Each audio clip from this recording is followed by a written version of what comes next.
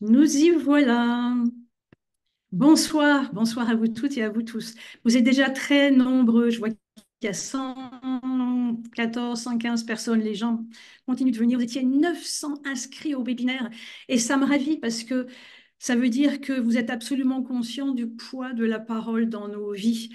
On a beaucoup de chance de vivre à cette période, hein, parce qu'aujourd'hui, on a beaucoup de conscience sur la parole. Ce n'était pas le cas il y a encore 50 ans, 60 ans ou un tout petit siècle. Donc, merci pour votre présence et merci de vous intéresser à ce sujet. Alors, aujourd'hui, le webinaire, vous le savez, le titre, c'est Prenez la parole, prenez votre place. Je fais un lien direct entre la parole, évidemment, et le fait de prendre sa place, et je reviendrai là-dessus. Alors, il y a beaucoup de gens qui arrivent encore. Voilà. Euh, euh, il y a beaucoup de personnes nouvelles, donc à un moment, je vais effectivement me présenter, puisque vous êtes très nombreux à ne pas me connaître ce soir. Je voulais quand même vérifier euh, pour que les personnes qui intéressées par le discours soient vraiment les bonnes ce soir. Ce soir, l'objet, euh, le webinaire ne s'adresse pas, par exemple, à des conférenciers professionnels. Ce n'est pas l'objet ce soir. L'idée, c'est pas d'aller voir quelque chose de pointu ce soir. Ça, je le fais ailleurs, dans des accompagnements, et notamment dans le bouquin dont je vous parlerai à un moment, hein. Prenez la parole, prenez votre place, justement. C'est le sujet de notre webinaire ce soir. Donc, on n'est pas sur du pointu ce soir, on est sur un terrain, un état d'esprit à observer, à défricher pour libérer sa parole. C'est vraiment de ça dont je veux parler ce soir. Excusez-moi, hein, je suis un petit peu sur deux plans parce qu'il y a tellement de gens qui rentrent là maintenant. Voilà. Euh, le webinaire, ce soir, il s'adresse vraiment aux personnes qui ont le sentiment, quand elles prennent la parole, quand elles s'adressent aux autres, de déranger. Quand vous avez l'impression de déranger, si vous avez l'impression d'être timide, si vous vous dites des choses terribles à l'intérieur, mais qui suis-je, moi, pour prendre la parole, pour intéresser les autres? Qui suis-je pour être légitime? Qui suis-je pour accepter la lumière qui vient sur moi? Qui suis pour porter une parole que les autres puissent écouter? Si aussi la parole a été tue dans votre famille, alors ça ne veut pas dire qu'il y avait du silence dans votre famille, mais ça veut dire qu'il y avait une parole qui parlait, mais qui n'évoquait pas peut-être les sujets qui auraient eu besoin d'être évoqués. Et ça, nous allons voir, c'est vraiment quelque chose de très, très courant. Et puis, comme je l'ai dit, ce webinaire s'adresse également aux personnes qui sont introverties. Beaucoup de gens arrivent, 131 personnes. Merci de fermer les micros pour les personnes qui sont là. Merci infiniment. Donc, ce qu'on va voir ce soir, je vais m'adresser également aux personnes qui ont une faible estime de soi. On va voir le lien entre la parole et l'estime de soi. On va voir tout ça ce soir. Et on va voir combien la parole a un impact dans la vie privée, dans la vie professionnelle. Et que plus on va travailler sur la parole, plus ça va nous ouvrir des horizons. La vérité, la vérité, et je pense que vous le savez tous ici, la vérité, c'est que nous sommes tous extrêmement puissants. Et malheureusement, notre parole, souvent, ne reflète pas la puissance que nous avons de façon intrinsèque et que nous avons quand nous venons dans ce monde. En fait, on a des ressources stupéfiantes en nous.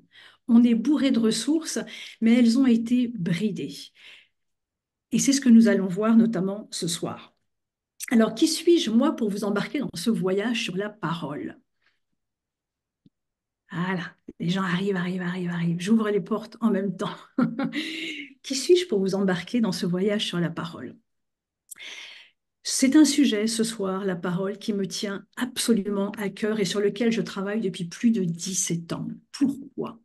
Pourquoi? Ben parce que la personne que vous voyez en face de vous là ce soir, hein, qui est complètement à l'aise aujourd'hui sur la parole, ça n'a pas du tout, mais alors pas du tout été le cas quand j'étais plus jeune. Quand j'étais plus jeune, j'ai éprouvé le fait de ne pas oser dire qui j'étais, de ne pas oser poser les questions. de ne pas oser lever la main, de ne pas oser poser des questions difficiles, de ne pas oser demander des explications, ne pas oser demander de l'aide, et notamment en classe, notamment peut-être que certains d'entre vous ont vécu ça, d'être en classe, être enfermé dans une salle de classe et ne pas oser. Hein, le professeur pose une question et on a la réponse, mais on n'ose pas parce que on est intimidé par le fait d'être enfermé dans une classe, parce qu'il y a des camarades qui sont assis à côté de nous et parce qu'il y a une figure d'autorité. Quand j'étais gamine, j'étais très surprise par le fait que quand j'étais en extérieur ou quand j'étais avec des camarades, la parole était fluide, elle était forte, elle était puissante, il n'y avait aucun problème. Par contre, quand je me retrouvais dans une salle de classe, il n'y avait plus personne. Et donc, ça m'a vraiment questionnée et surtout, je pense que j'ai la mémoire dans ma chair de ne pas oser exprimer qui j'étais.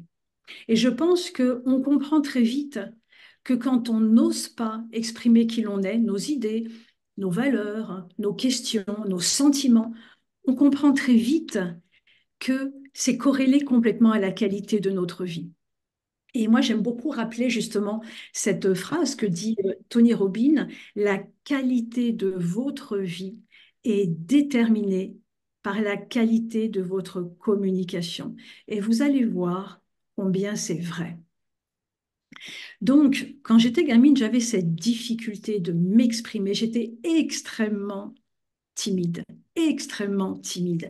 Et en même temps, à la maison, il y avait beaucoup, mon père était un journaliste, et donc il y avait beaucoup d'artistes qui passaient à la maison. Et ça parlait, ça parlait, ça parlait.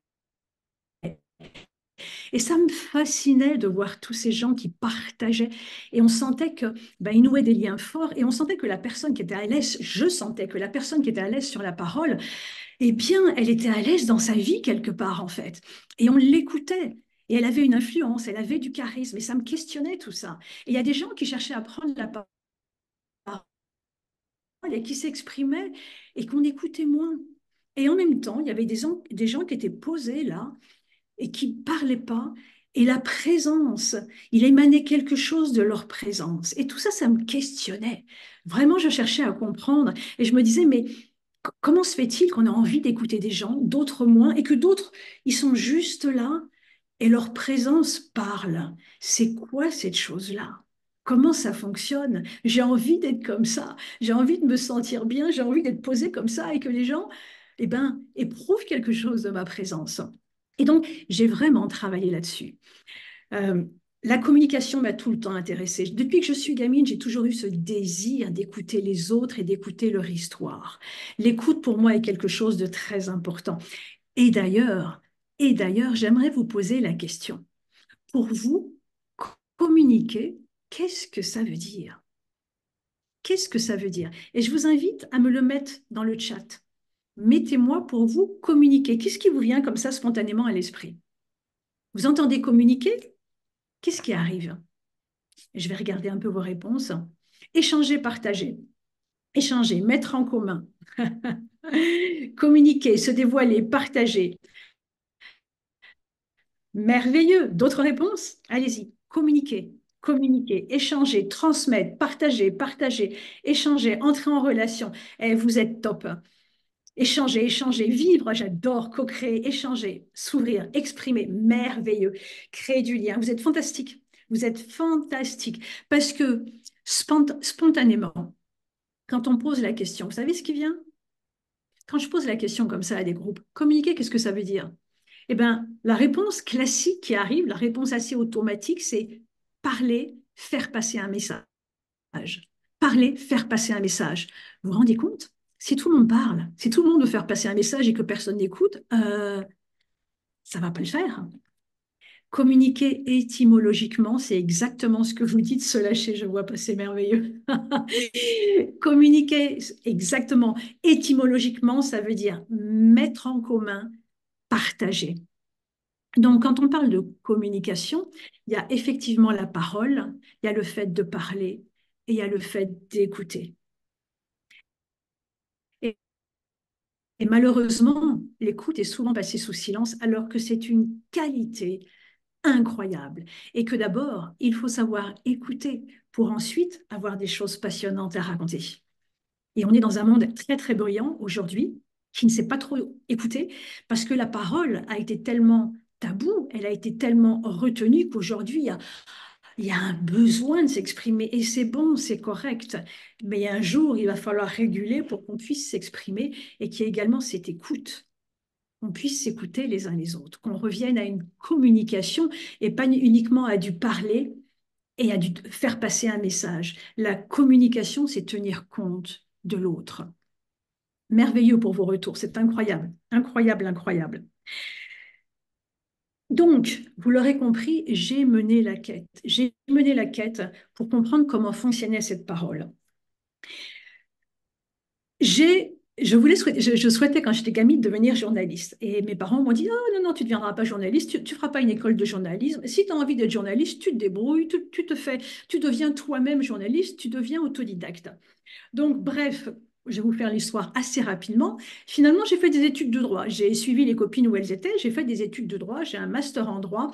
J'ai été juriste un an et au bout d'un an, je me suis dit non, c'est pas du tout ce que je veux faire. C'est pas du tout ma place. C'est pas comme ça que j'ai envie de vivre. J'ai besoin de faire un métier qui m'intéresse. Et je suis revenue à mes premières amours. J'ai tout arrêté à une époque où il n'y avait pas de rupture conventionnelle, hein. Quand on démissionnait, il n'y avait pas de filet. J'ai tout arrêté, j'ai tout repris à zéro. Et là, j'ai été frappée à la porte d'une agence de communication et d'attaché de presse. Et c'est ainsi que j'ai mis beaucoup de temps. J'ai mis beaucoup de temps, mais par contre, j'ai réussi à créer le métier qui vraiment me tenait à cœur. Et il y a 17 ans de ça, j'ai créé ce métier de coach en prise de parole en public, un métier n'existait pas à cette époque-là. Seuls les comédiens travaillaient sur la parole. Et à cette époque-là, les gens, la mentalité, c'était soit tu es tombé dans la marmite et en fait, tu as l'éloquence facile, soit non, ça ne se travaille pas. Il n'y avait pas les concours d'éloquence, il n'y avait pas eu les conférences TEDx, il n'y avait pas tout cet Internet avec l'information qui circulait. À l'époque où j'ai démarré, vraiment, les croyances étaient rigides et si on n'était pas doué par la parole d'une façon spontanée, eh bien, c'était perdu pour nous. Vous vous rendez compte? Vous vous rendez compte? Il y a déjà un chemin parcouru incroyable. Donc, ça fait 17 ans que je suis coach en prise de parole en public et vous imaginez bien que mon travail a véritablement évolué. Effectivement, au démarrage, ça a été la prise de parole en public et je devais travailler les choses d'une façon plus extérieure. Et au fur et à mesure, j'ai vraiment travaillé de plus en plus sur l'être. Et aujourd'hui, quand je travaille sur la parole, j'interroge tout le temps l'histoire personnelle. On va revenir là-dessus. Ce soir, on va parler de la parole dans tous ses états. On va évoquer la parole interpersonnelle, c'est-à-dire comment je m'adresse aux autres, comment je fais pour me faire entendre, comment je fais pour avoir une communication efficace. Et on va toucher à la prise de parole en public et on va également toucher au dialogue intérieur. Parce que finalement, et on va revenir là-dessus, la parole, elle est une. Si vous avez une problématique quelque part et un symptôme quelque part, en fait, la problématique, elle est à l'intérieur. On va revenir là-dessus. J'ouvre encore la porte aux gens qui arrivent.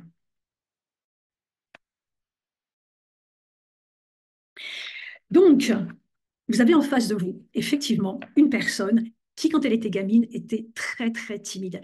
Et je peux vous dire qu'aujourd'hui, je me sens très à l'aise dans ma parole et ça change tout, ça change tout.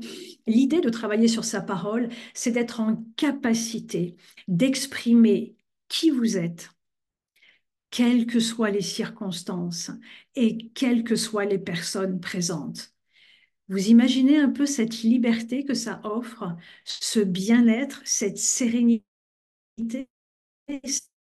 cette puissance, cette joie, ce bonheur d'être dans un espace où, quelles que soient les circonstances et quelles que soient les personnes présentes, vous parvenez à exprimer qui vous êtes. C'est énorme, ça. C'est énorme. Aujourd'hui, et on va démarrer le webinaire, aujourd'hui, je travaille beaucoup avec des dirigeants, avec des chefs d'entreprise. Vous savez, comme je vous l'ai dit, hein, ça fait 17 ans que je travaille. J'ai travaillé avec des enfants autistes, j'ai travaillé avec des adultes en réinsertion professionnelle, j'ai travaillé avec des enfants handicapés, j'ai travaillé avec tous les publics. avec tous les publics. Alors c'est vrai qu'aujourd'hui, je suis plus sur les indépendants, les dirigeants, les cadres, les personnalités, mais ce que je vous livre ce soir, c'est le résultat de toutes ces personnes avec lesquelles j'ai travaillé. Donc, c'est pas simplement une frange de la population, c'est tout le monde, parce qu'on baigne dans la même culture. Et finalement, on éprouve les mêmes difficultés, qu'on soit, quel que soit le métier, on éprouve les mêmes difficultés. J'aimerais vous parler, à la fin du webinaire, je vous ferai une proposition pour participer à une aventure, pour travailler la parole sous toutes ses formes. Et une aventure qui s'appelle l'expérience. Prenez la parole, prenez votre place. J'en parlerai à la fin du webinaire. Pourquoi est-ce qu'il est essentiel d'oser sa parole? Pourquoi est-ce que c'est essentiel? Je vais vous donner des exemples très concrets que j'ai vécus à travers les personnes que j'accompagne. Je vais vous parler déjà de Diane, et des personnes qui m'ont déjà entendu ont peut-être déjà entendu cette histoire. Diane est une femme extraordinaire. Diane, c'est une chef pâtissière. Elle m'appelle un jour et elle me dit, Isabelle, je reçois plein de propositions d'interviews, de passages à la télé, etc. Et à chaque fois, je décline. À chaque fois, je refuse. C'est pas possible pour moi parce que je n'ai rien à dire. Je suis inintéressante et je n'ai pas de vocabulaire. Voilà ce que me dit Diane au téléphone. Et moi, j'écoute Diane. Et ce qu'elle me dit, le fait qu'elle est inintéressante, qu'elle n'a pas de vocabulaire, qu'elle n'a rien à dire, ne correspond pas du tout avec ce que je perçois de cette personne que j'ai au téléphone. La façon dont elle s'exprime, la vitalité dans la voix, ça ne correspond pas du tout. Diane me propose de la coacher. On engage ce travail. Et comme je vous l'ai dit, je ne m'arrête jamais aux symptômes. J'interroge la personne sur l'histoire personnelle parce que finalement, c'est tout le temps là que les freins ont été posés. Et donc, je demande à Diane, je lui dis, qu'est-ce qui s'est passé quand tu étais jeune? Raconte-moi, comment se pratiquait la parole à la maison? Qui parlait chez toi? Le papa, la maman? C'était quoi la place de leur parole? Est-ce que ta parole a été écoutée? Est-ce que tu as l'impression que ta parole était prise en compte, etc., etc. Elle me répond. Et je la questionne davantage. Et puis là, tout d'un coup, il y a un souvenir qui surgit. Et elle me dit, ah, il y a quelque chose qui me revient à ma mémoire, que quand j'étais gamine, à plusieurs reprises, ma mère était institutrice et elle arrivait parfois après moi de l'école. Et je me souviens, à plusieurs reprises, être rentrée déjà à la maison et ma mère arrive et je lui cours pour lui sauter dans les bras. Et alors que je me dirige vers elle et que je cours vers elle, etc., ma mère, elle m'arrête comme ça. Et elle me dit, tais-toi, tais-toi, tu me saoules. Cette mémoire comme ça surgit à la mémoire. Je dis, mais waouh, waouh, qu'est-ce qu'on vient de déterrer? Je lui dis, mais dingue, c'est impressionnant. Et donc, ce qu'on a fait avec Diane, c'est là, elle me dit ça, il y a une mémoire qui surgit. Sa maman ne lui voulait pas de mal, évidemment, mais sauf que sa maman a été terriblement maladroite. Sa maman certainement était complètement fatiguée, elle avait la tête complètement emplie de cris d'enfants ou quoi que ce soit, elle était épuisée, et il n'y a que ces mots qui sont venus pour arrêter l'élan de son enfant. Elle voulait pas de mal à son enfant, évidemment, mais ce sont les mots qui sont venus. Et la petite Diane, quand elle entend la maman lui dire tais-toi, tais-toi, tu me saoules, eh ben elle apprend. Elle apprend qu'il faut pas déranger la maman et qu'il faut se taire. Et donc, Diane, elle va grandir comme ça, 7 ans, 10 ans, 15 ans. Alors oui, elle va parler, mais elle va pas déranger. Elle va pas déranger. Diane, elle m'appelle, elle a 37 ans. Elle a 37 ans. Non seulement dans son job, eh ben, elle refuse tous les interviews, mais en plus, quand elle va au restaurant avec des amis, elle ne prend pas la parole. Et je lui dis, tu comprends le lien? Tu comprends le lien? Il s'est passé qu'à un moment, ta maman t'a dit, tais-toi, tu me saoules. Et toi, en grandissant, comme tu as appris à te taire, tu as posé quelque chose, tu as posé un récit, tu as posé une histoire pour que ton cerveau d'adulte comprenne ce qui s'est passé ou en tout cas crée une croyance. Et donc, elle s'est posée et elle s'est créée la croyance qu'elle est inintéressante, qu'elle n'a pas de vocabulaire et qu'elle n'a rien à dire. Parce que c'est ce qu'elle faisait. Elle ne disait rien. Elle a appris à se taire pour contenter sa maman et pour garder le lien à sa maman. Vous vous rendez compte? des phrases qui ont été dites quand elle était gamine, comment ça modélise quelqu'un jusqu'à 37 ans et après comprendre le lien. Et donc, on a travaillé là-dessus, mais déjà le fait d'avoir décrypté, ça l'a soulagée, ça a complètement libéré. Et elle a donné des interviews, elle a intervenu dans des émissions de télé, etc., etc. Vous vous rendez compte parfois comme certains moments comme ça ou certaines phrases terriblement maladroites peuvent changer un destin, peuvent changer un destin. C'est incroyable. J'aimerais vous parler de Thierry aussi. Thierry m'a appelé, Thierry, il est directeur, c'est un DRH. Et il m'appelle en panique, il me dit, hier, je suis intervenu devant mes salariés, il y avait une centaine de salariés, il y avait mon DG, etc. J'ai dû prendre la parole devant eux. On ferme les micros, s'il vous plaît. S'il vous plaît, les micros. Et donc, il est intervenu devant ses salariés, le DG, etc. Et en fait, ça a été une catastrophe ambulante pour lui. Il l'a vécu comme ça, c'était une catastrophe. Il bégayait, il tremblait, il avait les genoux qui s'entrechoquaient. Et donc, il m'appelle le lendemain, il me dit, il faut vraiment que je fasse quelque chose, parce que ça, je ne veux plus le revivre. Plus jamais de ma vie, je veux revivre ça. Et je suis obligée de faire quelque chose, parce que si je ne suis pas capable de prendre la parole devant mes salariés, bah, autant que je fasse un autre job, en fait. Ça ne va pas être possible. Donc, j'ai besoin de travailler là-dessus. Et là, Thierry, pareil, on fait un coaching, je le vois arriver, c'est quelqu'un de très grand, mais qui se voûte comme ça et qui a une toute petite voix. Et là, pareil, je l'interroge et je lui dis, Thierry, raconte-moi ton histoire, c'est quoi ton histoire? Et là, je vous le fais bref, j'apprends que ses parents étaient séparés, qu'il a vécu avec son père, que son père c'était un artiste qui invitait plein de gens à la maison et que, ben, ma foi, Thierry, il dérangeait en fait. Son père n'avait pas de place pour Thierry, et donc Thierry, il a appris à se faire tout petit, il a laissé la place à tous les camarades de son père, à son père, etc. Et donc il a pris une posture de repli, et donc prendre la parole devant les autres, alors qu'on a une posture de repli, qu'on ne s'est jamais prouvé qu'on pouvait prendre la parole devant les autres et qu'on n'a jamais été valorisé, c'est très compliqué. Et donc là aussi, on a été débusqué d'où venait cette croyance et on a travaillé dessus. Et ça y est, il a pu prendre la parole, il a pu continuer ses responsabilités et se sentir bien. Parce que quand on travaille là-dessus et qu'on libère les freins, les blocages, les mémoires, eh ben, on retrouve de la fierté, de la confiance et la puissance en soi. N'hésitez pas, je vois ça commente, n'hésitez pas à commenter, hein. N'hésitez surtout pas à commenter et poser des questions parce que j'y reviendrai. J'aimerais également vous parler de Sarah. Sarah, et j'ai beaucoup de cas comme Sarah, mais beaucoup. Sarah, c'est une indépendante. Elle est thérapeute et ça, c'est assez courant chez les thérapeutes, femmes notamment. Vraiment, je m'autorise à le dire parce que j'ai beaucoup de femmes qui me disent ça. Sarah, elle m'appelle parce qu'elle me dit, euh, voilà, moi j'ai besoin de vendre mes projets, mais je ne sais pas vendre, j'aime pas vendre. La vente, c'est pas mon truc du tout. Quand je suis face à un client et que j'aime mon client, ça va très bien. Mais vendre, bah non, c'est pas mon truc, je ne veux pas. Et donc, avec Sarah, on a travaillé parce que déjà, le fait d'utiliser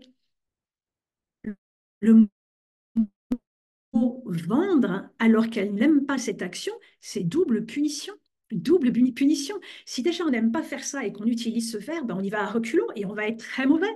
On ne va pas être en capacité de vendre. Donc déjà, vous voyez, le vocabulaire utilisé n'était pas juste. Et donc avec Sarah et avec d'autres, j'ai travaillé sur le fait de, mais l'idée, c'est pas de vendre en fait. Tu as choisi un métier qui fait sens pour toi, que tu aimes. Transmets ta passion, parle de ta passion. Après, il y a de la structure et donc on a travaillé la structure sur comment présenter l'activité, etc. Mais l'idée, c'est pas de chercher à vendre parce qu'on va pas réussir puisqu'elle n'aime pas ça. Elle n'aime pas ça. Donc le mot vendre, on le raye du vocabulaire, on se présente à l'autre et on se met au service de ce qu'on aime faire. On se met au service de l'activité qu'on déploie. On se met au service du service qu'on va faire aux autres en vérité. Vous voyez comme parfois un mot peut créer une obstruction très forte et très solide. Donc là, ça a été un changement de croyance et de posture pour libérer le chemin. Et déjà, rien que d'enlever le mot vendre, waouh, ben oui, je veux y aller maintenant. Bien sûr que je veux y aller. Donc, si vous êtes dans ce cas, n'utilisez pas ce mot. N'utilisez pas ce mot.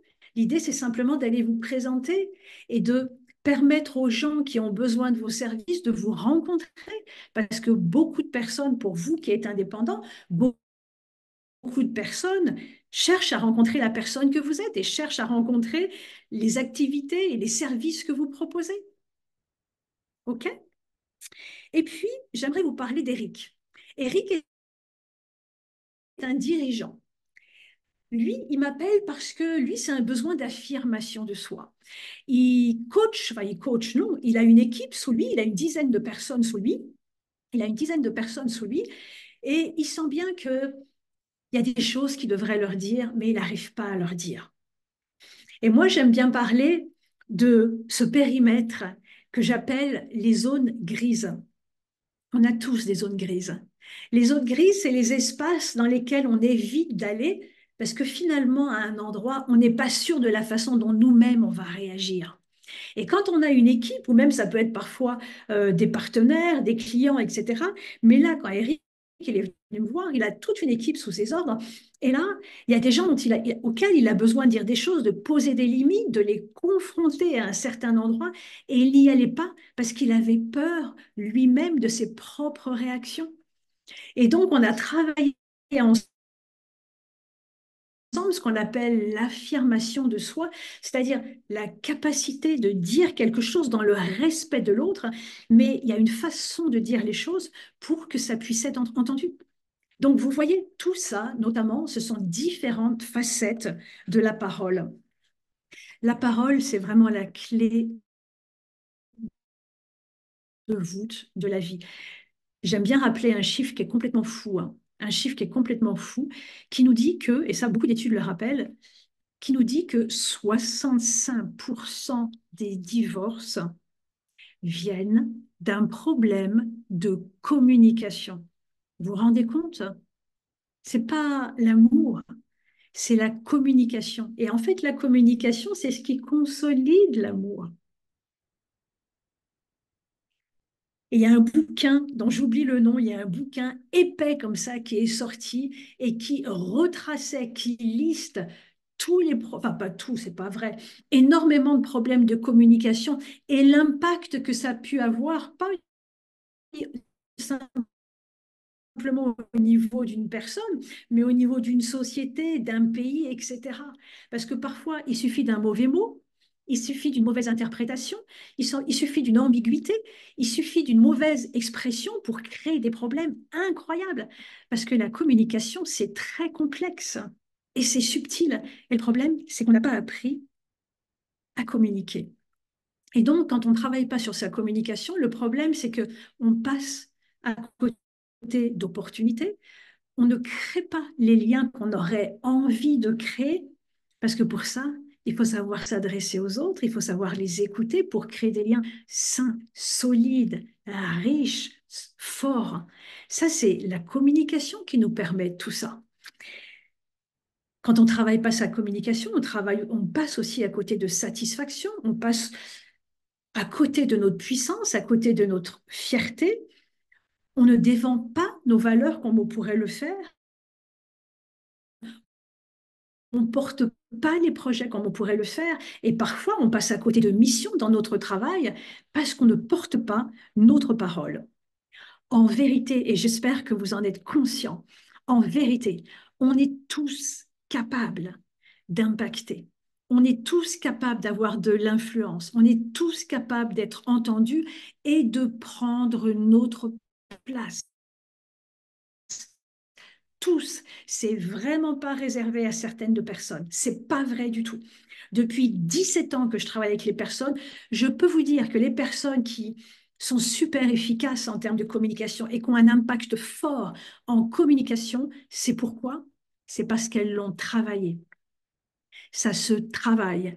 Et plus vous allez apprendre à vous connaître aussi, plus vous allez avoir une communication extrêmement subtile.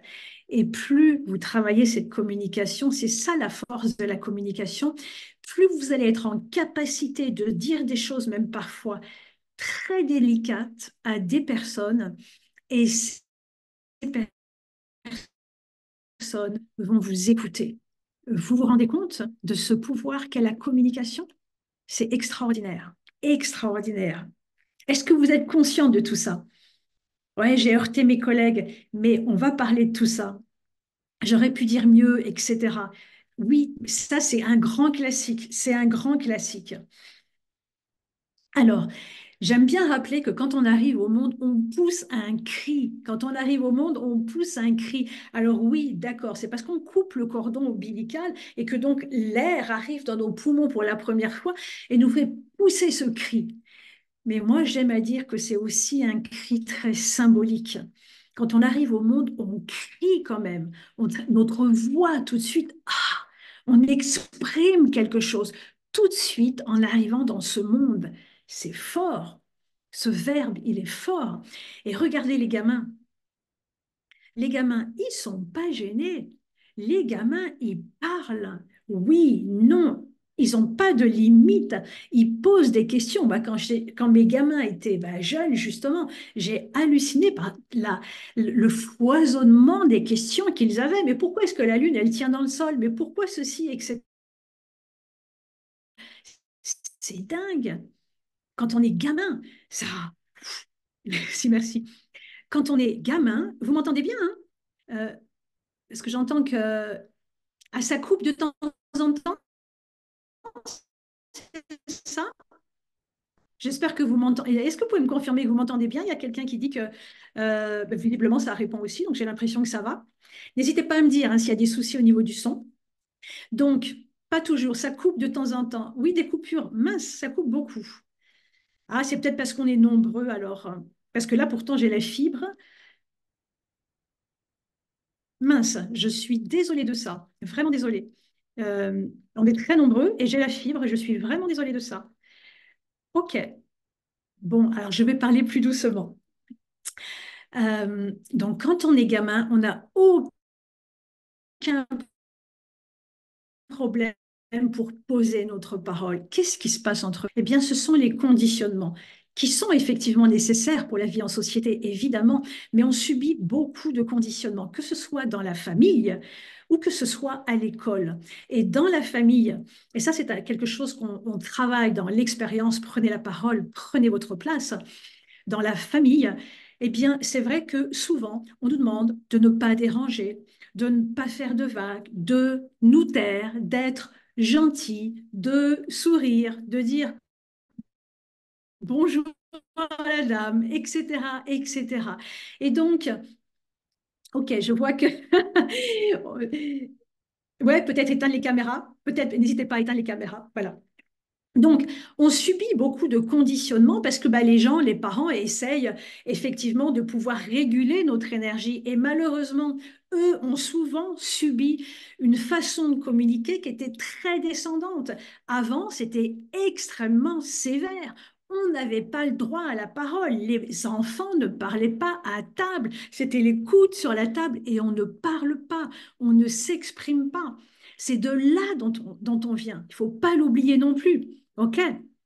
Donc, on a bridé notre parole très, très souvent. Il y a eu la cellule familiale, et je dis pas que c'est tout le temps comme ça. Heureusement, dans beaucoup de cellules familiales, il y a de l'encouragement, on écoute, on questionne, et d'ailleurs de plus en plus aujourd'hui, évidemment.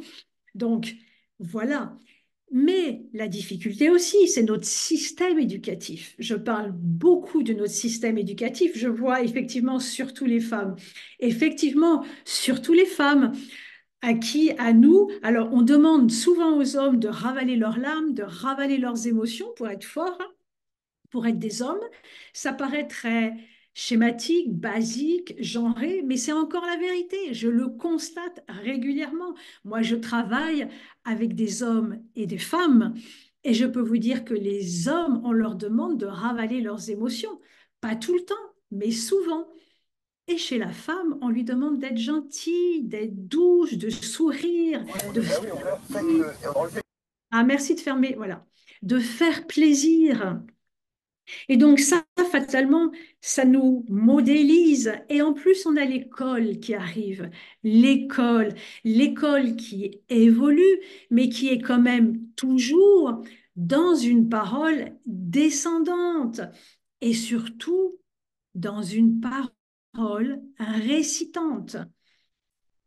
Moi, je récupère des gens qui sont passés par l'école 10, 15 ans et 20 quand il y a la fac, où on me demande encore, je raconte souvent cette histoire d'un DG qui, on travaille un discours qu'il avait à faire, un DG qui a une grosse entreprise, qui a un chiffre d'affaires gigantesque. On travaille son discours et il me demande à un moment, est-ce que j'ai le droit de dire ça? Comme si, Madame, est-ce que j'ai le droit? Donc, ça nous poursuit, cette façon dont on nous a demandé de nous exprimer ou pas, avec tellement de frontières, de barrières, de précautions, de masques, de costumes et de rôles, ça nous poursuit après. Et c'est pour ça qu'il faut travailler sur la parole, pour se défaire de tous ces apprentissages. Alors, pas de tous, parce que évidemment qu'il faut la réguler, la parole. Mais le passage sur les bancs de l'école, c'est quand même compliqué parce qu'on ne nous demande pas qu'est-ce que vous pensez de ça, quel est votre ressenti, etc. On nous demande beaucoup à l'école de réciter. Et finalement, souvent, ce qu'on va faire après, c'est on va dire des choses qu'on pense que les autres souhaitent entendre. Et ça nous rend malheureux, ça nous rend triste parce qu'on partage pas véritablement ce que l'on pense vraiment ou nos idées. Que ta parole soit impeccable, perte de notre élan naturel. Merci d'avoir trouvé ce mot-là, parce que c'est tout le sens de mon travail, de retrouver l'élan naturel, de faire tomber les masques, arrêter de jouer des rôles et oser s'affirmer. Et le monde d'aujourd'hui a besoin de ça et le demande. Si aujourd'hui vous restez une copie de vous-même ou des autres, vous n'allez pas intéresser. Donc aujourd'hui, et ça c'est la beauté de notre époque, parce que notre époque a sa beauté, c'est qu'aujourd'hui, on est vraiment invité à exprimer notre unicité, notre singularité. Vraiment, il y a un besoin de ça. Surtout qu'aujourd'hui, les gens ne sont pas dupes, parce que les gens se nourrissent d'Internet, des conférences TEDx, des interviews, des podcasts. Et donc, les gens ne sont pas dupes, les gens sont très sensibles et ils peuvent sentir si votre parole, elle est encore automatique, elle est encore banalisée, ou alors si vous exprimez quelque chose qui a été travaillé et qui vous tient à cœur. Les gens sentent très bien d'où ça vient. À l'école, je travaille sur cela, dire ce que l'on ressent, écouter, respecter. Voilà, voilà. Merci et bravo. Il y a encore des gens qui arrivent maintenant. En fait, la communication, et c'est en ça que c'est précieux, la communication vous ouvre des horizons incroyables. La communication, c'est le fait de construire des ponts avec les autres, c'est le fait de défendre vos valeurs, c'est tellement de choses. Mais tout ça, ça se travaille.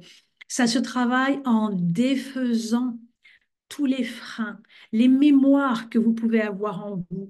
Vous savez que, par exemple, on parle du syndrome de l'estrade. Le syndrome de l'estrade, c'est quand on était à l'école et qu'on a dû aller à l'estrade, on a dû faire face à la classe. Et il y avait le professeur qui était à son bureau et qui notait. Et par exemple, on nous demandait soit de faire un exposé, soit de réciter une poésie. Et on était là et on ne savait pas comment faire et on récitait ce qu'on avait appris. Et ces moments ont rarement été préparés et c'est souvent des moments de souffrance. Alors, il y a des profs de français qui font ça très bien et qui permettent aux élèves de comprendre le texte, de bien le vivre et bravo à eux, bravo à eux.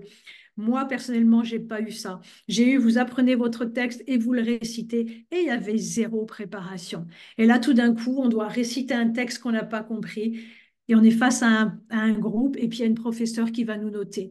Waouh, c'est quoi cette expérience? C'est pas du tout agréable. Et donc, ça nous crée des mémoires de frustration, de tristesse, d'angoisse qu'on porte après en soi et qui sont en lien avec notre parole. Et on pense que du coup, on n'est pas capable de nous exprimer. Il faut savoir que dans la culture anglo-saxonne, il fonctionne différemment. Et je connais très bien la culture américaine. Là-bas, dans la plupart des écoles, quand les enfants sont gamins, quand ils ont 4, 5 ans, quand ils reviennent de l'école, vous savez ce qu'ils font? Ils passent devant leurs camarades, ils racontent leurs vacances, ils racontent ce qu'ils ont fait pendant leur temps libre. Bah, ils sont tous super contents d'en parler. Et puis les copains sont tellement contents de les écouter. Waouh, waouh, waouh. J'ai été témoin de ça. Et je sais que ça se passe très souvent. Bah, vous comprenez que là, vous liez une relation avec la parole qui est complètement différente. Vous vous faites plaisir, vous voyez des étoiles dans les yeux des autres, le professeur est là, waouh, chapeau, etc. Ils encouragent. Ben oui, c'est vachement agréable, c'est joyeux de prendre la parole, j'ai envie de le faire, je me sens pas en danger, je me sens pas jugée, je sens que quand je m'exprime et que je raconte qui je suis et ce que j'ai fait, ça fait plaisir à mes camarades. Quand on grandit avec ça, ah ben oui, c'est agréable de prendre la parole, c'est agréable de s'exprimer. Sauf que nous, on n'a pas ça en France, ou pas souvent. Moi, j'ai travaillé avec beaucoup de facs et quand je proposais aux étudiants de la fac. Et notamment, j'ai créé un cours à l'INSA de Toulouse qui était confiance en soi et relations humaines. Donc, on a beaucoup travaillé sur tous ces sujets et je demandais aux jeunes à un moment de parler d'eux, parce qu'on parlait d'estime de soi et de confiance en soi. Et donc, je leur ai demandé pardon, de me raconter une expérience qu'ils avaient vécue, etc. Leur première réaction, ça a été quoi? Mais madame, on ne va pas parler de nous, ça ne se fait pas, c'est pas poli. Bah non, c'est arrogant, c'est prétentieux. Bah, non, en fait. Non, en fait. Pas du tout. Pas du tout. Il y a une façon de parler de soi qui se met au service d'autre chose. Pourquoi est-ce que parler de soi, tout d'un coup, ça devient un problème? Vous voyez la différence de culture entre... Alors là, c'est un peu du black and white, ce que je vous dis, blanc et noir, c'est pas tout le temps comme ça, évidemment, hein. Mais vous voyez la réaction des élèves, des étudiants, et comment la parole est pratiquée aux États-Unis, vous voyez que la relation à la parole, du coup, est complètement différente. Mais moi, j'ai eu beaucoup ça, hein, dans les accompagnements, où quand je proposais aux personnes de parler un petit peu d'elles, de leur expérience, etc., quand elles devaient intervenir ou dire des choses. Ah non, non, non, non, non, parce que je veux pas être prétentieux, je veux pas être arrogant. Mais c'est pas le sujet. C'est pas le sujet. Et là, c'est beaucoup notre terrain judéo-chrétien aussi, hein. Je ne sais pas si ça fait sens pour vous tout ça ou pas. N'hésitez pas, hein. Ah, quand je suis allée sur l'estrade, j'ai eu un malaise. Laurence. Alors ça se travaille. Toutes les personnes qui aujourd'hui, vous qui m'écoutez et qui avez ces mémoires-là, le fait de faire un malaise, tout ça, ça se travaille et je vous invite à le travailler parce que sinon, ça va tellement peser dans votre vie et vous allez prendre des chemins de traverse pour éviter de revivre ces situations, alors que ça peut se solutionner et ça se solutionne. Et vous savez que même aujourd'hui, vous êtes invité au mariage d'un ami, d'un frère, d'un cousin, d'un parent ou vos enfants, ben, il y a un moment où on va peut-être vous inviter de prendre la parole et ce serait dommage de passer à côté de ce moment-là. Donc tout ça, on peut tous libérer notre parole, on peut tous libérer cette parole intelligente, pertinente, puissante, sensible, subtile, complexe, douce et ferme. On peut tous le faire, mais par contre, ça se travaille parce qu'il faut enlever tout ce qu'on a appris et il faut apprendre à dire. Et vous savez pourquoi? Parce que, en fait, quand on n'apprend pas à dire, notre parole, elle émerge d'un mécanisme très ancien, très primitif, qui vient de l'instinct de survie. Quand on n'apprend pas à s'exprimer, on s'exprime en fonction de notre instinct de survie. Et c'est aussi ce qu'on a modélisé chez nos parents, les grands-parents, etc. Ça veut dire quoi? Ça veut dire qu'on est soit dans la passivité, soit dans l'agressivité.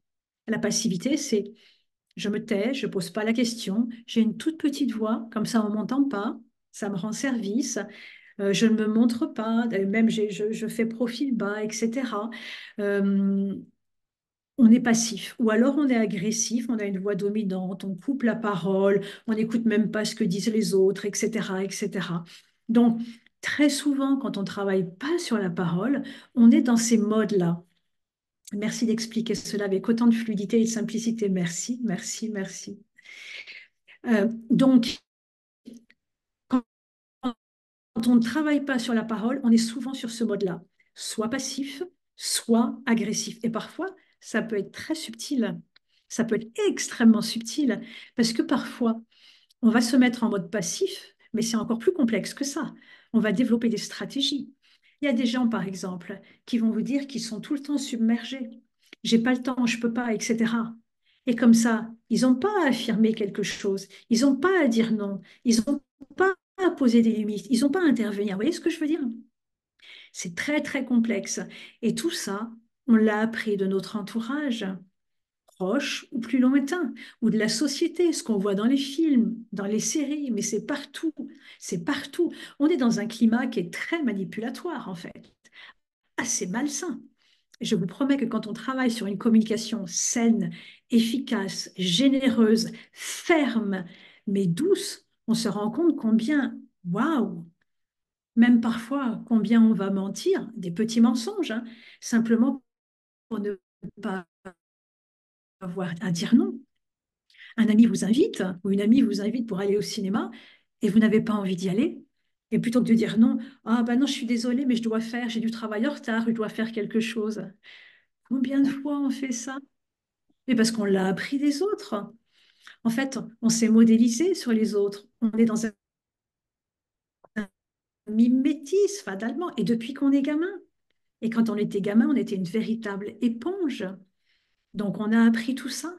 On a absorbé tout ça. Et les paroles des autres et la pratique qu'ils avaient de la parole et leur comportement en travaillant sur la parole, en fait, on travaille sur soi, obligatoirement. La parole, c'est comme une fenêtre. Parce que la parole, elle contient tout de nous. Je vois Marie-Lise, ah, les stratégies d'évitement. Peur du rejet, peur de déplaire, exactement.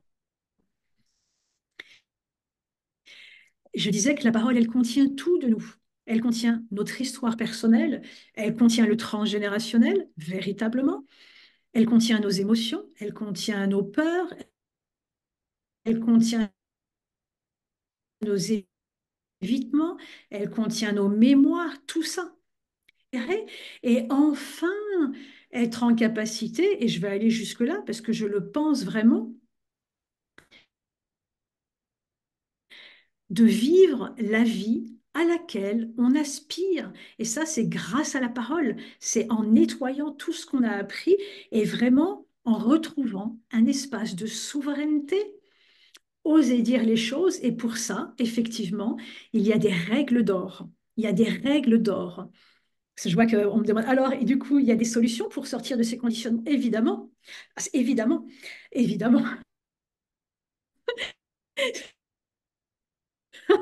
Il y a des solutions pour tout. Il y a des solutions véritablement pour tout. Je crois véritablement que quand on a envie, on peut tout solutionner. Tout. Alors ça va mettre plus ou moins de temps en fonction du trauma, de la difficulté, etc., hein. Ça met plus ou moins de temps. Mais on peut tout solutionner. Et notamment les conditionnements. Et pour ceux qui rejoindront l'aventure, dont je vais déjà la mettre ici, euh, pour ceux qui vont rejoindre l'aventure de l'expérience, prenez la parole, prenez votre place, euh, vous verrez qu'on travaille sur tous les conditionnements. Moi, je vous donne des exercices, des tests pour les comprendre. Et après, vous donnez les autorisations pour vous défaire de tout ça. L'idée, c'est vraiment de vous défaire de tout ça. Alors, où en étais-je?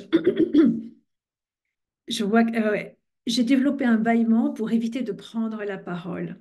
Et oui, peur du conflit, peur du rejet, le peur du conflit, peur du rejet.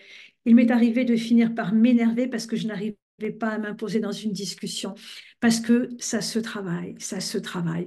Et déjà, Je vais déjà vous donner une clé, mais rapidement, tous ces interdits, ces préceptes de bonne conduite, tout cela nous a écrasés. Exactement. Dans la vie, quand on veut changer quelque chose, il y a trois étapes. Trois étapes, pas plus, pour toute transformation. La première, ça va être de prendre conscience. Ça va être de conscientiser. C'est le point de départ. Tant qu'on n'a pas conscientisé, on n'a pas mis la main sur le levier pour changer. Donc, c'est d'abord la prise de conscience. Ensuite, ça va être le fait de faire un choix. Maintenant que j'ai cette conscience, qu'est-ce que je fais? Je passe mon chemin ou ben non, je vais justement opter pour la transformation. Mais il y a un choix à faire parce qu'il y a beaucoup de gens qui vont être dans l'évitement. Donc, prise de conscience, choix et action. Cette équation résume toutes les transformations possibles au monde. Prise de conscience, choix, action. Et se mettre en action. Et notamment sur la parole, ça va être fondamental parce que dans la vie, et notamment sur la parole et la communication, tant que vous ne vous êtes pas prouvé à vous-même que vous êtes capable de faire quelque chose, vous allez chercher des preuves. Le cerveau, votre cerveau, cherche des preuves. Et c'est pour ça que en communication en particulier, j'aime vraiment rappeler tout le temps que non, on n'est pas tombé dans la marmite, personne n'est tombé dans la marmite, personne n'est tombé dans la marmite. Mais c'est en forgeant qu'on devient forgeron. C'est en communiquant que vous allez devenir un vrai communicant, une communication saine, subtile, ferme et bonne et généreuse. C'est vraiment en communiquant, en le faisant. Parce que votre cerveau a besoin de comprendre que vous êtes mis en mouvement, il va comprendre que, ben oui, vous êtes capable et il va comprendre que vous faites de mieux en mieux. Et c'est ce qui va générer de la confiance, évidemment. Ça vous parle tout ça? Alors, peur du conflit, moi, c'est un sujet que j'aime beaucoup, le conflit. Ça peut paraître un peu curieux, je vais voir un tout petit peu de dire ça comme ça. J'aime beaucoup le conflit. Parce que, effectivement, il est courant de dire j'ai peur du conflit et c'est tout à fait normal. Rien, là aussi, rien que le mot conflit, on n'a pas envie d'y aller. Conflit, c'est chargé de tension, de colère, on n'a pas envie d'aller dans cet espace-là, évidemment. Il faut comprendre que le conflit, j'aime bien rappeler l'idéogramme chinois qui parle de crise, c'est la même chose. Conflit, crise, c'est la même chose. Et donc chez eux, le mot crise est constitué de deux mots, opportunité et danger. Opportunité et danger. Le conflit, c'est une opportunité et c'est un danger. Et en fait, le conflit, c'est quoi? C'est des choses qui étaient dysfonctionnantes, qui finalement deviennent apparentes. Le conflit les a rendues apparentes. Et donc, maintenant, vous les voyez, et c'est la chance de pouvoir transformer tout ça. Il y aurait beaucoup de choses à dire sur le conflit. C'est un sujet passionnant. On parle beaucoup de la peur du conflit, mais en vérité, c'est une véritable opportunité. Et plus vous le verrez en tant qu'opportunité, plus votre énergie sera féconde et plus vous allez pouvoir le transformer. J'espère que c'est clair, hein, mais c'est un merveilleux sujet. Cessez d'avoir peur du conflit. Peur de la différence du point de vue, Céline, c'est un problème d'estime de soi. C'est l'estime de soi qui se travaille, encore une fois, comme toute chose. L'estime de soi, comme tout dans la vie, c'est un muscle. C'est un muscle. Le muscle, quand on ne le travaille pas, il s'affaisse. Il sert à rien. Plus on va travailler le muscle, plus il va devenir performant. Et plus vous allez pouvoir faire des choses avec. L'estime de soi, c'est pareil. C'est un muscle que l'on travaille. Et plus on le travaille, plus l'estime de soi, elle grandit et elle croît.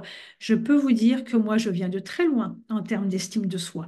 J'étais terriblement timide et j'avais une estime de soi, waouh! Et le regard des autres, waouh! Comme ça a été difficile. Aujourd'hui, j'ai plus du tout de problème là-dessus parce que j'ai travaillé là-dessus. J'ai simplement travaillé là-dessus. Ça se travaille, tout se travaille. La vie est généreuse. Elle ne nous met pas des problèmes pour qu'on souffre avec. On a des problèmes, on a des épreuves qui sont initiatiques. On peut apprendre de ces choses-là pour grandir. Dans toute épreuve, dans toute difficulté, il y a une initiation, quelque chose à transformer, à transmuter pour se libérer et recouvrer notre plein potentiel. Et du coup, pouvoir vivre la vie à laquelle on aspire et pouvoir manifester nos talents. Est-ce que ça vous parle tout ça? J'entends Marlène. Mon problème n'est pas de prendre la parole, mais de dire ce que je pense. C'est tout l'objet. Là, ce soir, et le programme que je vais vous proposer, l'expérience, prenez la parole, prenez votre place. Si vous avez un problème sur la prise de parole en public, si vous avez un problème sur l'affirmation de soi, si vous avez un problème sur l'estime de soi, tout ça, ça se rejoint quelque part. Ça se rejoint, ça fait écho, ça fait caisse de résonance. C'est pour ça que beaucoup de personnes me demandent des trucs et astuces, mais je ne donne pas des trucs et astuces, parce que c'est de mettre un pansement sur une plaie. On va rien résoudre. L'idée, c'est vraiment d'aller à la source de la difficulté, et je vous promets que c'est pas du tout douloureux, c'est d'aller à la source et de conscientiser, et comme ça, rien que de conscientiser d'où vient le problème. Vous vous souvenez les exemples que je vous ai donnés au début concernant Diane, Thierry, Eric, etc.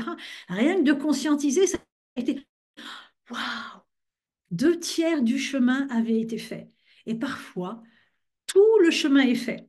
Quand on comprend, ah, mais oui, je fais pas ça parce que. Vous voyez ce que je veux dire? Avoir la répartie aussi. Ça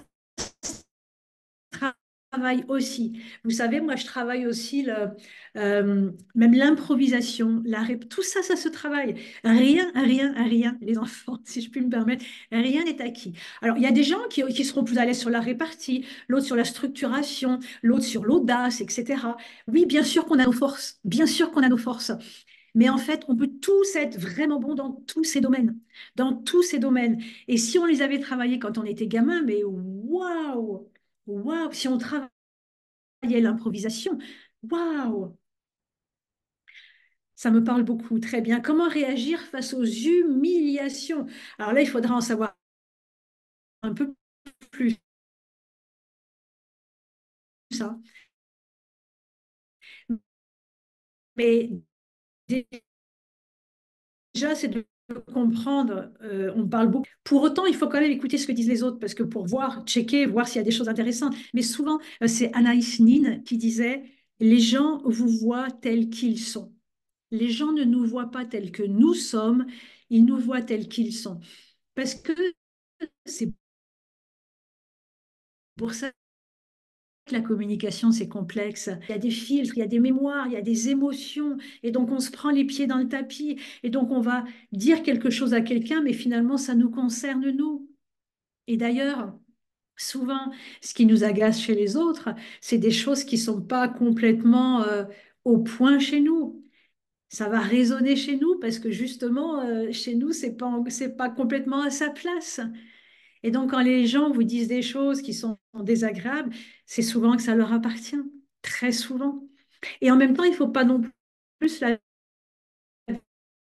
trop vite les mains de ce que les autres nous disent. Il faut quand même questionner, demander des précisions. Alors, pas quand il s'agit d'humiliation, hein, parce que là, on parle d'autre chose, hein. Si c'est une humiliation, là, il faut poser des limites, hein. Je ne connais pas assez le contexte, etc. On n'a pas le temps d'en parler là maintenant. Mais si c'est vraiment une humiliation, là, c'est non, c'est de dire non, tu ne me parles pas comme ça. D'accord? Il faut poser les limites. Non, il y a des choses, non, dans le respect. OK? Euh, Savoir répondre, se positionner lorsqu'on juge ou lors d'une critique humiliante en public. Bonsoir Isabelle qui doit partir. Lorsqu'on vous juge, ne pas se laisser perturber ni déstabiliser face à la critique, etc. Non, non, non. Parce que les gens sont maladroits dans leurs paroles aussi. Ben, on a vu l'exemple de Diane. Parfois, les gens disent des choses et quand, vous savez, Rien que la langue, c'est très complexe. Quand on dit un mot, il est chargé de quelque chose, d'un sens, mais aussi d'une charge émotionnelle. Et l'autre qui entend ce mot ne l'entend pas comme nous, on l'a exprimé. Parce que ce mot chez lui peut vouloir dire un sens un petit peu différent et il est chargé d'une charge émotionnelle différente aussi. C'est pour ça que communiquer, c'est très complexe et c'est pour ça qu'il faut vraiment écouter et que ça se travaille. Ça se travaille et plus ça se travaille, plus après, ça redevient naturel. Et là, du coup, on arrive à prendre sa place et ça change tout. Ça change vraiment tout.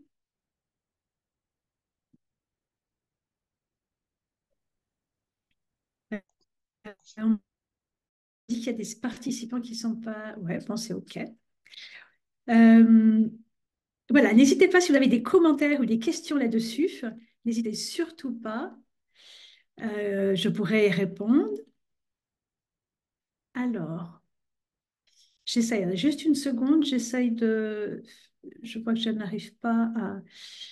Trois nouveaux messages. Comment enrichir son vocabulaire pour avoir le mot juste? Alors, c'est plusieurs choses, hein. Enrichir le vocabulaire, c'est une chose, et avoir le mot juste, c'est encore autre chose. Enrichir le vocabulaire, bah, il suffit de... Enfin, il suffit.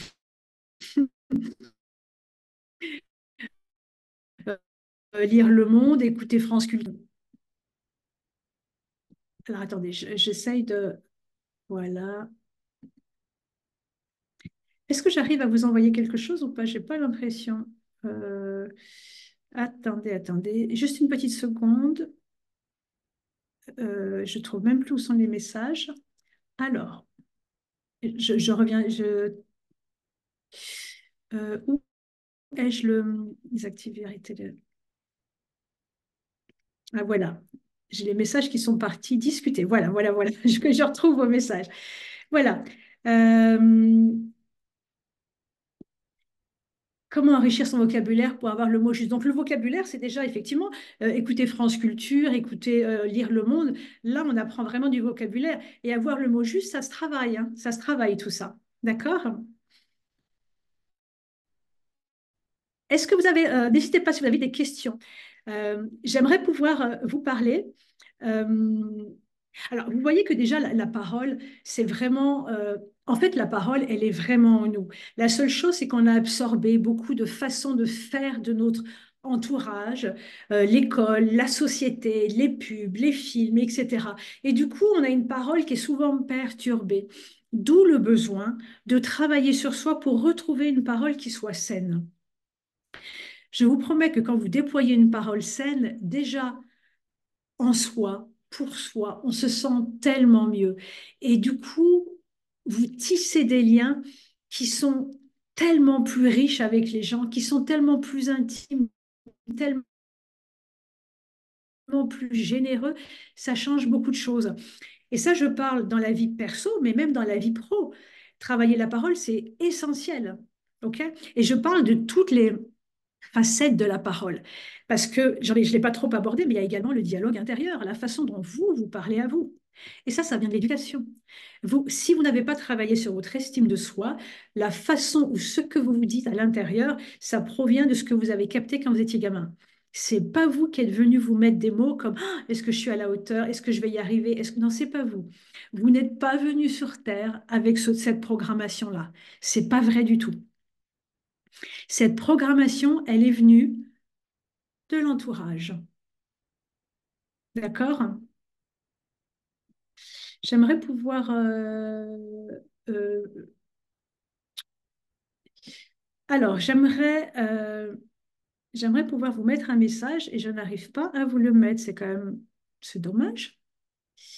Euh, alors, attendez juste une seconde. Où est-ce que je retrouve? Discuter. Voilà. Merci infiniment, hein. Alors, je vais revenir sur je vais répondre à vos différentes questions, mais parce que je vois je voulais rester une heure et quart. Je voudrais vous faire une proposition. J'en ai parlé au début de ce webinaire. Il y a la semaine prochaine, mardi, dans une semaine exactement, je vais démarrer l'expérience Prenez la parole, prenez votre place, où on va travailler la parole dans toutes ses dimensions. L'estime de soi, comment vous vous parlez à vous, l'affirmation de soi, comment vous exprimez envers les autres, comment déployer une parole qui soit saine, qui soit juste, qui soit ferme et qui soit douce malgré tout, pour que vous puissiez être entendu. On parlera également de prise de parole en public. La parole, elle est une, donc c'est pas la peine d'aller la compartimenter. On va travailler la parole dans tous ses aspects. Et donc, je vous propose, c'est l'édition numéro 3 de l'expérience Prenez la parole, prenez votre place. C'est 8 séances en live, en webinaire. Et en plus, on va avoir un groupe Facebook privé dans lequel on travaille tous ensemble. C'est une expérience, moi je l'adore, vraiment je l'adore et je suis pas la seule à l'adorer. C'est joyeux, c'est fécond, il y a un collectif, on apprend les uns des autres parce que souvent on apprend par ricochet aussi. Quelqu'un pose une question, quelqu'un dit quelque chose et on apprend ensemble. C'est quelque chose de merveilleux. Il y a déjà eu à peu près 150 personnes qui ont suivi l'expérience Prenez la parole, prenez votre place. Et vraiment, ça a été incroyable. J'aimerais pouvoir, j'arrive pas à vous mettre le lien, c'est quand même trop dommage. Euh, je ne sais pas où vous envoyer un message, c'est un peu bébête. Je pense que c'est là. Je n'arrive pas, c'est vraiment trop bébête. Euh, donc, je vais vous lire simplement quelques commentaires que les personnes qui ont vécu l'expérience ont lu la dernière fois. Euh, une expérience exceptionnelle à vivre absolument, des émotions, une transformation tout en douceur, guidée par une personne de cœur. Merci infiniment. Autre témoignage. Nous recevons de nombreuses sollicitations aujourd'hui. Alors pourquoi me suis-je laissé prendre à cette aventure particulière? Certains diront que c'est le hasard, d'autres l'instinct, d'autres encore mon ange gardien, ou tous peut-être ont raison. Ce qui me touche tant, c'est que je ne savais pas à quel point cette expérience me manquait avant de la vivre. Cette exploration de moi-même m'ouvre des portes que je n'osais pas franchir et que je n'avais même pas imaginées. La richesse des partages et l'énergie du groupe sont d'une valeur inestimable. Et je me remercie d'avoir suivi cet élan, cet instinct ou ce message de mon ange gardien. Il me reste à faire fructifier ces pépites et en arroser les fruits. J'ai tellement, genre, je ne vais pas vous lire tous les témoignages, hein. Ben oui, j'aimerais le mettre dans le chat justement, mais j'arrive même pas. C'est quand même incroyable ça. Euh, euh, c'est quand même fou de ne pas pouvoir vous mettre le. euh, je ne sais pas pourquoi j'arrive pas. Participant dans la salle d'attente n'est pas en séance. Ça, c'est quand même dingue. J'arrive pas à vous mettre. J'arrive hein, tout de suite. J'essaye de vous mettre. Alors.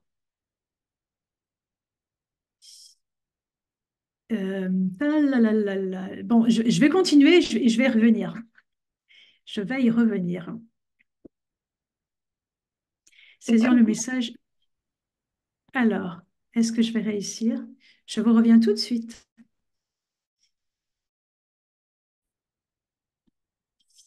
Oui, de toute façon, sinon je vous l'envoie par email, ne vous inquiétez pas. Alors, je vais continuer. Juste deux, trois témoignages, simplement pour vous donner le goût et l'envie. Euh, une expérience magique qui m'a reconnectée à qui je suis, avec mes fragilités, mes rêves, mes envies et à mes capacités enfouies. Un énorme booster pour mon estime de moi, plus que vacillante. J'ai l'impression que tout est possible finalement si je m'en donne les moyens, car tout est en moi. Absolument tout est en moi. Ce programme en a donné la certitude. Mille merci Isabelle pour ton accompagnement lumineux, sincère et si bienveillant. Merci Isabelle pour cette expérience très riche. Tes mots justes et ton authenticité font de cette expérience un cœur à cœur qui remet en question, qui nourrit, qui dynamise et met en joie. Tu m'as donné les clés essentielles pour aller de l'avant et danser avec la vie, me placer au centre de ma vie pour la diriger vers ce qu'il y a de meilleur pour moi. Je t'embrasse, c'était exceptionnel. Le waouh était au rendez-vous de cette expérience. Le travail a continué et continue à opérer, etc., etc. Et j'aimerais vous lire également le témoignage d'une personne qui n'a suivi l'expérience qu'avec les replays. Elle n'était pas, même pas présente lors des lives. J'ai suivi l'expérience de loin, car beaucoup moins disponible que ce que je croyais. Je suis surprise de l'effet de vos paroles. C'est extraordinaire d'entendre la résonance des mots dans beaucoup de situations et de l'effet positif de tous ces lives. On se sent pousser des ailes au fur et à mesure des semaines. Et ça fait beaucoup de bien. Merci infiniment. Merci pour cette belle expérience qui m'apporte énormément, etc., etc., etc. Voilà les amis. Donc, en un webinaire, je ne peux pas tout faire. Par contre, je vous invite à rejoindre. Je vais essayer de vous mettre le lien, sinon je vous l'enverrai par email, évidemment. Je vous invite à rejoindre l'expérience Prenez la parole, prenez votre place. C'est 8 lives le mardi matin de 8h à 9h30. On a 1h30 ensemble. On va évoquer la parole par tous ses bouts. La parole telle que vous vous parlez, la parole telle que vous parlez aux autres, la parole telle que vous parlez à la vie et la parole prise de parole en public. Tout va être vu. Vous aurez dès le lendemain le replay. Et même si vous ratez des lives, ce n'est pas du tout un problème. Il y a des gens qui ont suivi le, le, le programme sans jamais être présents au live. Et ça a marché. Et en plus, on aura un groupe, alors c'est Facebook, je sais bien, mais bon, pour l'instant, c'est l'espace qui existe. On a un groupe Facebook dans lequel on va pouvoir travailler ensemble. Je vais vous proposer des exercices, je vais vous proposer de vous mettre en action. Parce que si vous ne passez pas à l'action, il ne se passera rien. Donc, chaque semaine, vous aurez des exercices, des tests, des mises en action. Et en plus, vous allez voir les autres se mettre en action, je vous promets. Ça crée une spirale comme ça, vraiment extrêmement féconde, bénéfique. Ça donne envie, ça facilite et vraiment ça donne confiance. Donc, si vous sentez l'élan, et justement toute cette expérience, c'est vraiment pour retrouver l'élan qui est en vous et oser exprimer votre singularité et votre unicité parce que ce monde en a besoin. Il n'a pas besoin que vous soyez une copie. Il n'a pas besoin que vous ayez peur. Il n'a pas besoin que vous vous cachiez. Il n'a pas besoin que vous soyez dans l'évitement. Non, non, non. Le monde, et surtout en ce moment, a vraiment besoin que vous portiez haut vos valeurs, que vous portiez haut vos projets, vos activités, vos services, vos missions, votre parole, que vous sachiez poser les limites, dire non, tout.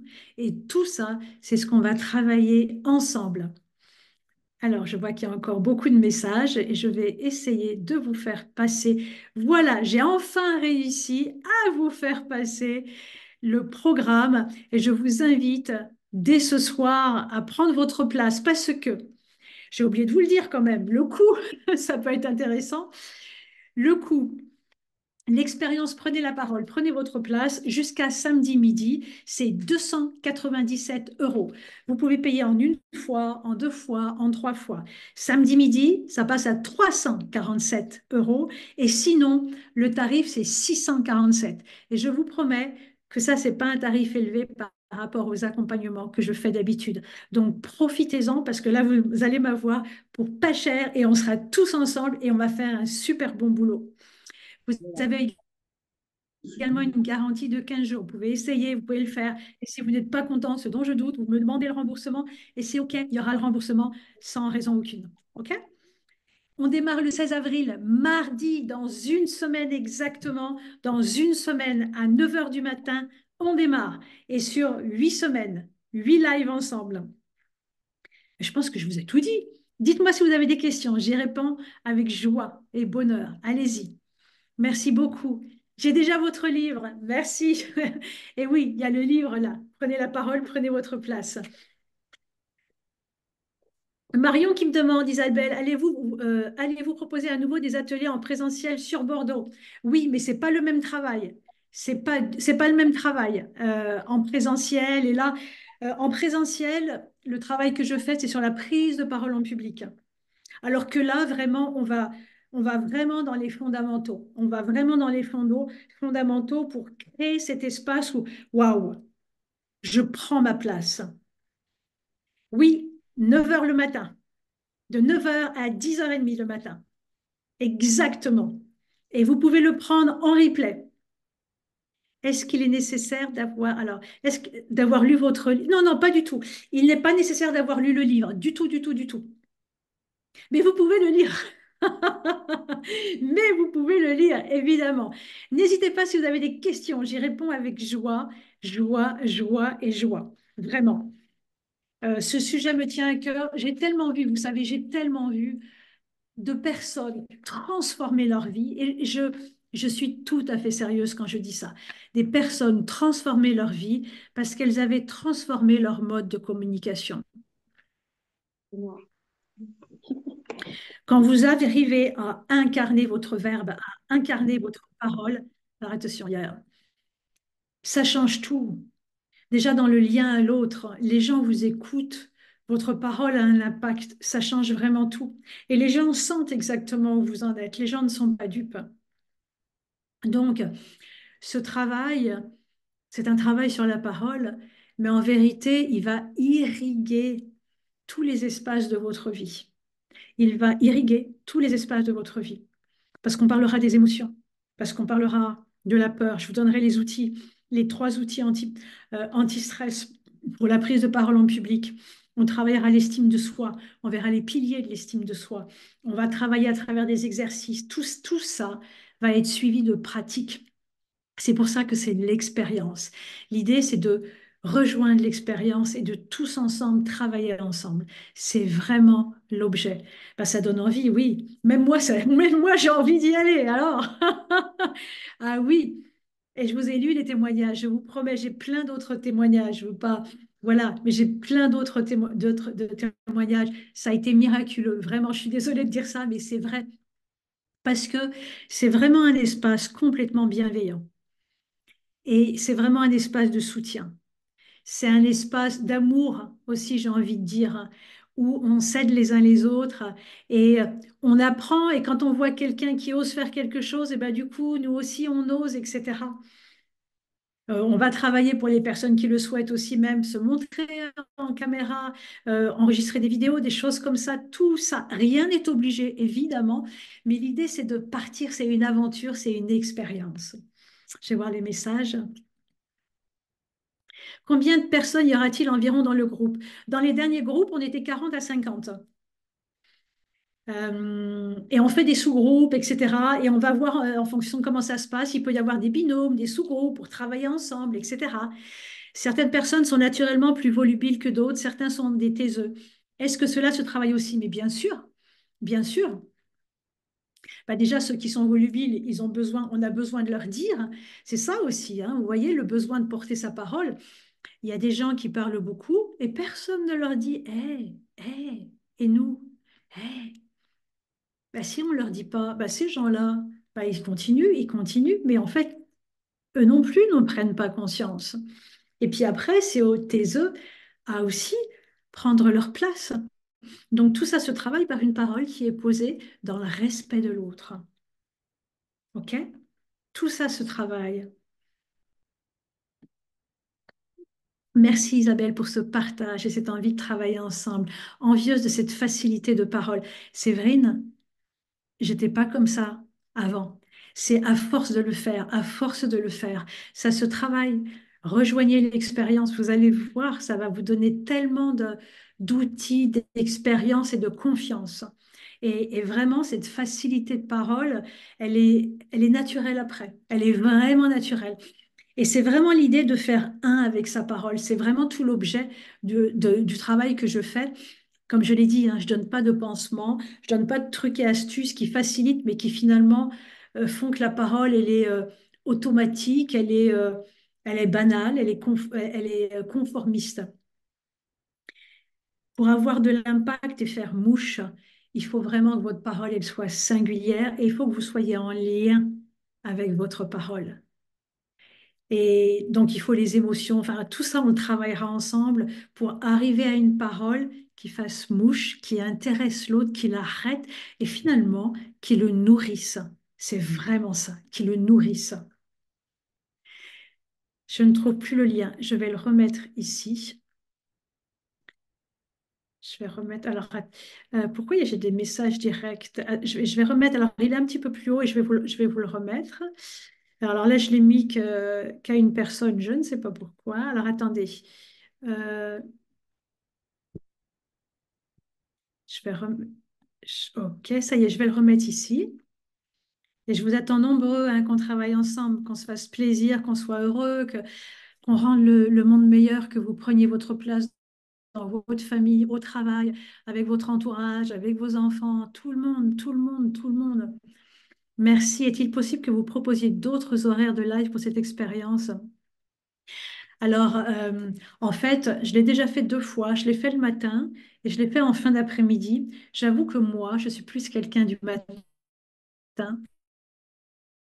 et j'aime bien démarrer la journée avec ça. Et en fait, j'avais presque plus de personnes le matin que le soir. Donc, c'est pour ça que je me suis dit que j'allais revenir le matin. Vous pouvez pas au moins vous échapper 1 ou 2 fois parce que vraiment, je vous promets que même si vous prenez le replay, vous allez malgré tout avoir énormément de bénéfices. Je vous ai lu le témoignage de la personne, je ne l'ai pas du tout inventé. Tous ces témoignages sont vrais et j'en ai beaucoup d'autres. Même si vous prenez le replay par rapport à ce qui se passe, le tarif, tout, vous allez vraiment, si vous avez envie, vous pouvez prendre le replay. Il y a un groupe Facebook dans lequel les gens partagent, on fait des exercices, on poste des trucs, on intervient, on commente, etc. Vous allez avoir tellement de bénéfices. Alors oui, c'est mieux d'être en live, hein, je suis d'accord, mais c'est pas non plus. Vous pouvez malgré tout avoir tellement de bénéfices, même si vous n'êtes pas en live. J'envisage de le faire prendre en charge par mon travail. Est-ce que vous délivrez une facture? Oui, bien sûr, c'est Cécile. Merci Isabelle pour ce partage. Vous êtes une belle âme. Merci infiniment. Merci, merci. Je suis très touchée. Merci. Merci beaucoup Nadia d'être dans votre souveraineté, de partager tout cela au monde. Merci Nadia. Vous êtes une belle lumière. On sent que ça vient du cœur.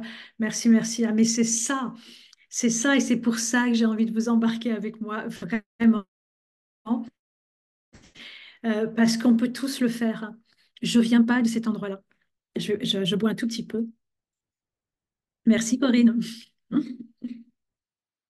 Je viens pas du tout de cet endroit-là. Et j'étais timide.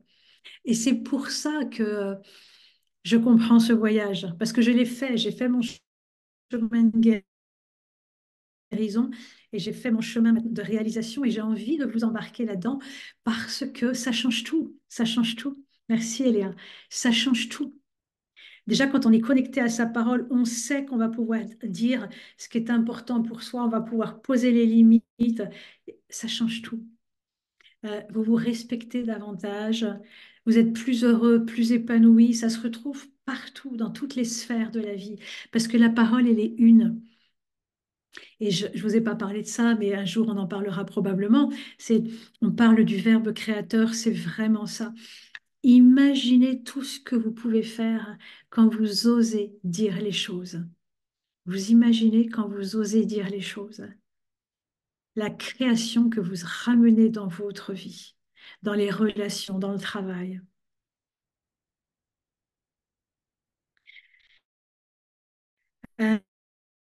Euh, merci beaucoup. Oui, merci Isabelle pour ce partage. Waouh, tellement inspirante.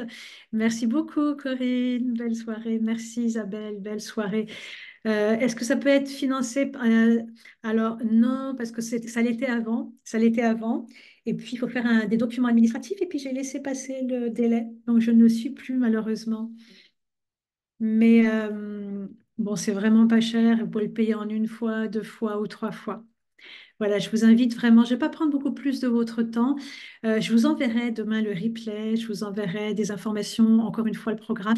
Merci, Maud qui dit qu'elle va s'inscrire. Je vous invite, et c'est pas, enfin, c'est pas du commercial, vraiment, je vous invite, si vous sentez l'élan, à vous engager tout de suite, parce que dès que vous vous engagez, vous démarrez le travail. Ça peut paraître un peu curieux hein, de dire ça.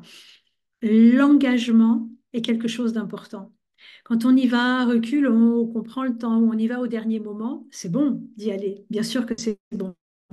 Mais l'engagement et la force de l'engagement, c'est très intéressant. Et moi, j'ai l'habitude de dire quand j'accompagne des gens, les gens, quand ils disent OK, j'y vais, etc., ça commence déjà parce que vous savez que vous partez dans l'aventure.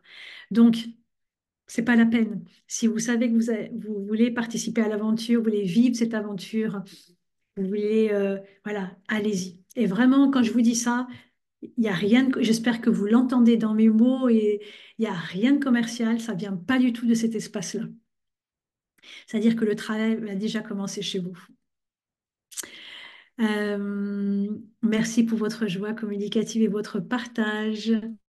Merci infiniment. Merci, bonne soirée, merci. Euh, alors, pourquoi ça me remet tout le temps? Voilà, le verbe est créateur.